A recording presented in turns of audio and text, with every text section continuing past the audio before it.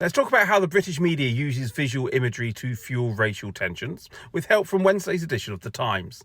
The main story on the front page was about the rioters. As discussed in the last video, the fact that the rioters were white is not mentioned. In fact, the rioters themselves are not even named in the headline. So what image did the Times use to put alongside this story on their front page?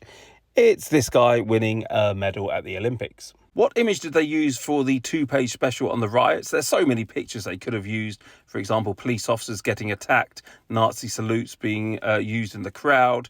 There were cars being overturned and burned. But what's the main image they go for? It's a picture of illegal migrants crossing the channel by boat. The only time a white person involved with the rioting is shown it's the classic lone wolf keyboard warrior photo.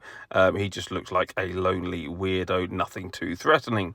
But then we have a story about Asian men protecting their communities. You probably saw pictures in other media outlets of them forming rings around mosques to protect them, things like that. What picture does the Times use here? We've got 3 masked Asians beating a white man on the ground.